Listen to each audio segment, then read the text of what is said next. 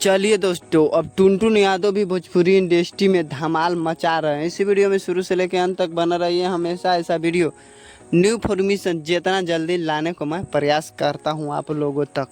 टुनटुन यादव की एक गाना है जिस गाना के नाम है हई अहिरान। हई अहिरान एक गाना रंगदारी गाना है और रंगदारी गाना हर कोई के गाना चाहिए। और रंगदारी गाना भी धमाल मचा रहा है आज के डेट में। आज के डेट में रंगदारी गाना सही चल रहा है, अश्लीलता हट रहा है। इस गाने से सब कोई सहमत है। रंगदारी चलेगा, कोई किसी को प्रॉब्लम नहीं है। लेकिन वह अश्लीलता होता है तो हर कोई की प्रॉब्लम होता है। लेकिन ये बात सही है कि रंगदारी गाना गाइए, सब कोई गाइए, लेकिन अश्लीलता हटा दीजिए बस। और अश्लीलता हट भी रहा है। लेकिन टुनटुन यादव के गाना है जिस गाना के नाम है अहिरान।